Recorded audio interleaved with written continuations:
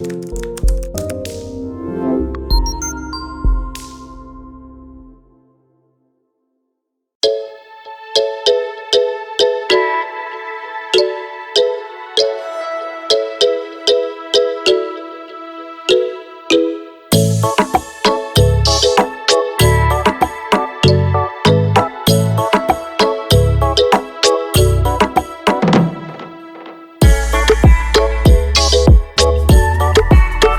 bendiciones, soy Pastor Jeremiah, tu pastor en línea, aquí nuevamente con su segmento Viviendo Fiel. Somos muy felices y orgullosos de ser parte de Sin Límites Internacional, trayendo la verdad de Dios, el Espíritu de Dios, la palabra de Dios, predicando Jesús directamente de la Escritura, en televisión, radio y internet. Dios bendiga su palabra siempre y pedimos de que venga el Espíritu Santo para poner las palabras de aliento, las palabras de enseñanza, las que tú ocupas hoy. Gracias por estar aquí con nosotros nuevamente. Estamos en el libro de Marcos y en la clase número 9, la última clase, terminamos el capítulo 1. La clase 9 le pusimos por título, Vino a él un leproso. Vino a él un leproso. Cubrimos 9 clases solamente en capítulo 1. Recordamos de que Jesús sanó un hombre que tenía espíritu inmundo. De ahí sanó la suegra de Pedro. De ahí se puso a sanar mucha gente, los que rodearon la casa de la suegra de Pedro. De ahí hizo un recorrido por Galilea, escogió los 4 discípulos y sanó un leproso. Este leproso le había dicho que no dejara a nadie que había sido sanado, porque Jesús quería que él cumpliera los requisitos de la ley en ir a presentarte a los sacerdotes con una ofrenda, tal como dice la ley, porque Jesús vivía todavía bajo la ley, pero iba cumpliendo la ley para establecer un nuevo testamento, el nuevo covenanto en la sangre de Jesús. Pues ahora vamos a seguir con nuestra clase número 10. Recordamos de que al finalizar capítulo 1, Jesús no podía volver a entrar a Capernaum porque había estado con el leproso. Y según no era sano. Pero la verdad es que él era sano. Pero según lo que es la ley, en este tiempo, él no podía entrar a la ciudad por un tiempo. Y más, la fama de él había sido divulgado, anunciado, porque este leproso que fue sanado, en lugar de guardar silencio, empezó a publicar, anunciar. Hablamos de que si hubiera internet, lo hubiera puesto por Twitter, por Instagram, por TikTok, por Facebook, por YouTube, anunciando que había sido sanado. El hombre estaba muy feliz, pero causó muchos problemas para Jesús, porque Jesús no podía entrar a la ciudad. Tenía que quedarse en las áreas desiertas de Galilea por unos días. Y también la gente le buscaba. La fama llegó a tanto que él no podía estar ahí. Entonces, ahora, empezando en clase 10, capítulo 2, vamos a cubrir versículo 1 al versículo 12. Son bastantes versículos. Vamos a apurar un poco porque son muchos versículos. Ojalá que traiga tu Biblia todos los días. Estoy en la versión Reina Valera 1960, Marcos 2, 1 al 12. Y si tuviera que poner un título, sería Nunca hemos visto tal cosa. Nunca hemos visto tal cosa. Así era la reacción de la gente. La reacción de la gente común y la gente religiosa. Vamos a ver qué pasó aquí. Nunca hemos visto tal cosa. Dice, entró Jesús otra vez en Capernaum después de algunos días. Había estado alejado en lugares desiertos porque no podía entrar a la ciudad. Pero la gente había ido a donde él. Ahora Jesús entró otra vez a Capernaum, donde había establecido su ministerio, después de algunos días, y se oyó que estaba en casa. Oiga bien, la gente se dieron cuenta que él había vuelto a casa. Quizás no era la casa de él, pero era la casa donde estaba iniciando el ministerio, quizás la casa de Pedro, de Simón y su hermano, y la suegra. Pero oyeron de que estaba en casa.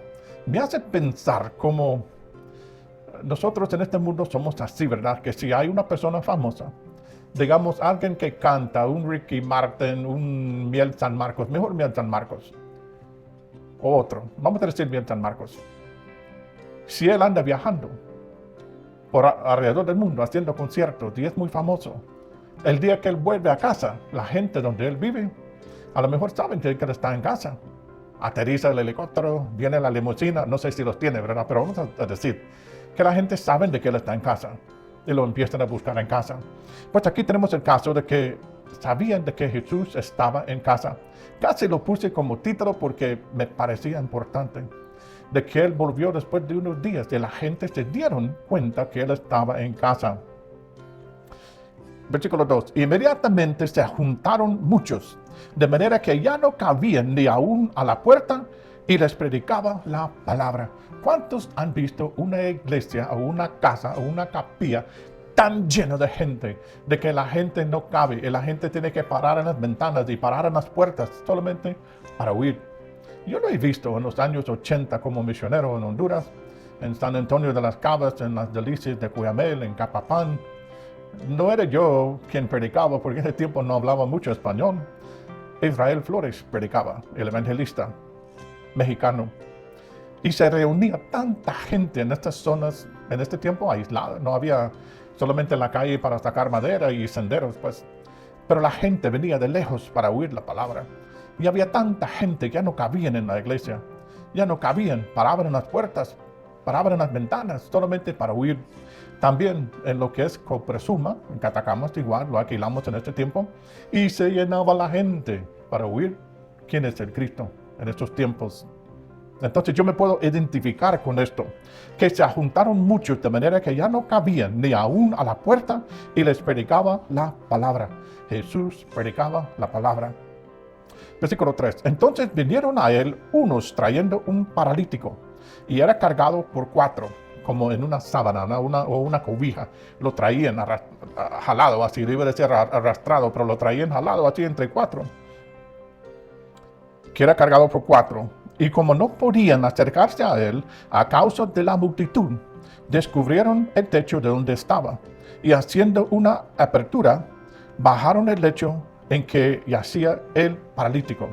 Vinieron estos 4 con un amigo paralítico, vieron las grandes nubes de manada de gente, oyeron Jesús predicando, sabían que estaba en casa, sabían a lo mejor que había sanado gente, que había sanado leprosos, que había sanado personas enfermas, había sanado mucha gente de toda clase de enfermedad. Y ellos vinieron con su amigo paralítico jalándolo. Y cuando llegaron, no había cómo acercarse, no había cómo ponerle enfrente de Jesús. Entonces ellos vieron algo, una manera que lo podían hacer. Esto era importantísimo para Jesús. Ellos, cuando vieron donde estaba Jesús en la casa, no se detenían por lo imposible que pareciera presentar a su amigo a Jesús. Subieron al techo, hicieron un hoyo en el techo y bajaron a su amigo, a lo mejor con lazos, para abajo en la presencia de Jesús. Este es el poder de gente, vamos a decir gente común, gente trabajador, gente del campo, gente que son carpinteros, gente que pega ladrillos, que son albañiles, gente que trabaja en fincas, gente que trabaja con ganado o cerdo. Esta gente mira las cosas un poco diferente a otros quizás que son de otra clase. No estoy criticando, cuídese. Vamos a ver de que habían por lo menos había 2 clases de personas aquí. La gente común, la gente trabajadora, y había otros que estaban ahí que eran como intelectuales, eran religiosos, eran personas que no trabajaban con las manos. Entonces miramos que hay una diferencia y vamos a ver más al detalle, pero estos amigos cuando vieron la casa, dijeron, ajá, vamos a subir al techo, vamos a hacer un hoyo, vamos a bajar a nuestro amigo ahí porque lo queremos tanto, queremos de que él sea sano como nosotros. Lo que queremos para él es lo que tenemos nosotros, así lo amamos tanto. Y cuando bajaron a Jesús, Jesús no miró arriba y dijo, hey, ¿qué están haciendo ahí? ¿Por qué están haciendo un hoyo en el techo? ¿Por qué me están destruyendo la casa?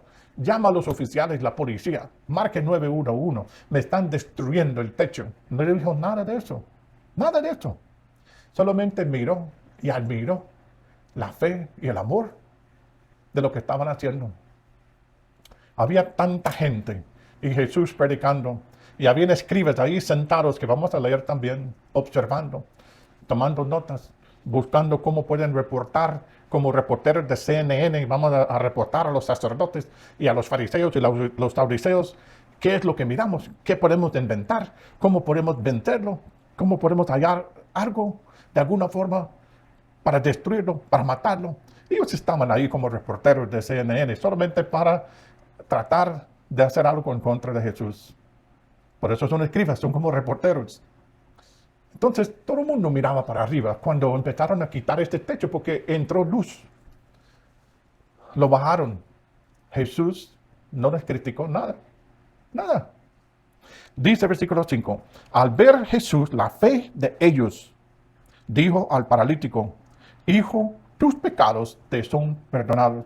Cuando dice que vio la fe de ellos, ¿qué es lo que miró? Miró acción. Miró amor en acción. Amor en acción. Como decía en Juan 14, que los discípulos debemos de amar unos al otro en el amor de Dios. Debemos de preferirnos unos sobre el otro. Lo que quiero para mí, debo de quererlo para el bien de mi prójimo, mi amigo. Y Jesús miró que ellos estaban cumpliendo esta ley dorado de que amaban a Dios y amaban al prójimo. Ellos estaban dispuestos en sudar, en subir y a arriesgar estar en el techo, arriesgar estar abriendo un hoyo, arriesgar ser quizás arrestados por las autoridades, arriesgar quizás de que Jesús dijera que venga un relámpago sobre ellos, pero conocían el corazón de Jesús, no era así. Entonces ellos estaban dispuestos para hacer eso, porque tenían fe y tenían amor para su amigo. Al ver Jesús la fe de ellos, los 4 amigos, y la fe del paralítico también, que se dejó que se hiciera. Ahora, siendo paralítico, a lo mejor no podía oponerse tanto. Quizás con la boca hubiera dicho, no le molestes a Jesús, no quiero interrumpir a nadie. No, el hombre tenía fe. A lo mejor tenía esta fe que decía, solamente si pudiera llegar a la presencia de Jesús, yo sé que me sanaría, amigos. Y los amigos, sí, hombre, vamos a ver cómo le ayudamos, cómo le echamos la mano, cómo podemos ayudarte para que llegues. Y cuando llegan y miran aquella manada de gente, ¿cómo? Inventaron esto de bajarlo por el techo. Al ver Jesús la fe de ellos, dijo al paralítico, hijo, tus pecados te son perdonados. No le dijo que levantara. No le dijo, puedes caminar. Tampoco el hombre no se levantó. No se levantó para caminar. Jesús solamente le dijo, hijo, tus pecados son perdonados. Y esto era antes de que fuese crucificado y levantado de entre los muertos, derramando su sangre para el perdón de pecados. ¿Y cómo es entonces? Dijo a este hombre, hijo, tus pecados te son perdonados, si él no había muerto todavía. Si Jesús no había muerto para el perdón de pecados. Vamos a ver. Dice, estaban ahí sentados algunos de los escribas, los cuales cavilaban en sus corazones. Gente en acción, abriendo el techo, ayudando al amigo, la otra gente apretando para ver, todo el mundo admiraba y había los escribas sentados. No estaban ayudando, estaban sentados como reporteros de CNN tomando notas, a ver qué podemos hacer, a ver cómo podemos picar ahí para abrir algo para destruir a Jesús, a ver qué podemos llevar a los sacerdotes, alguna nota, alguna cosa que observamos, alguna cosa que él hace contra la ley, para que le podemos condenar, para que lo puedan matar. Estaban ahí como reporteros de CNN, estaban ahí como reporteros de algún noticiero, tomando notas, viendo cómo pudiesen destruir a Jesús. Entonces, estaban ahí sentados algunos de los escribas, los cuales cavilaban en sus corazones. ¿Qué es esta palabra cavilaban? Yo no sabía. Yo tenía que buscarlo en el internet para entender. Pero esta palabra cavilar quiere decir pensar, reflexionar, considerar, meditar, rumiar, abstraerse, reconcentrarse. Los escribas eran intelectuales, no trabajaban con las manos.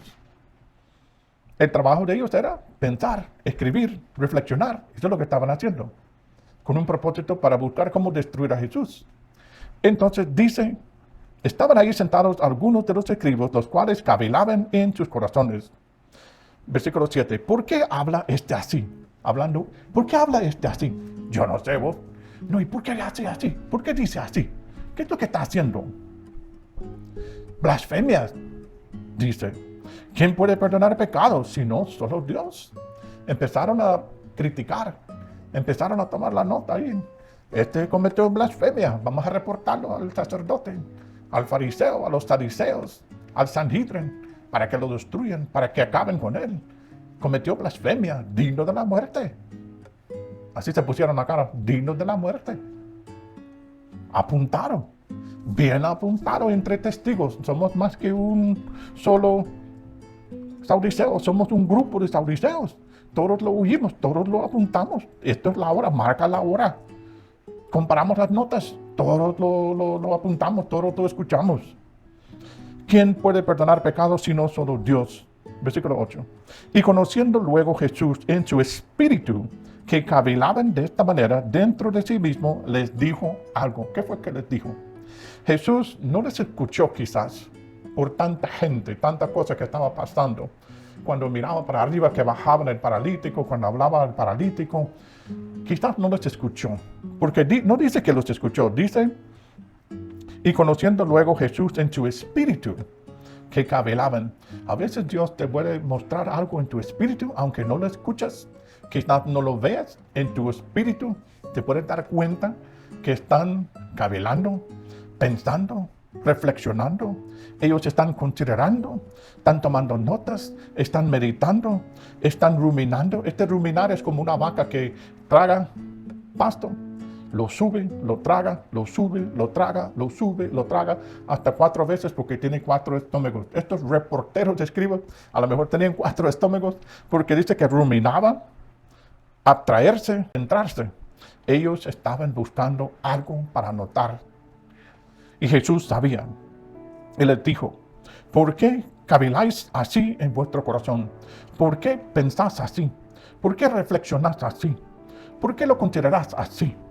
¿Por qué meditas así? ¿Por qué lo estás midiendo así?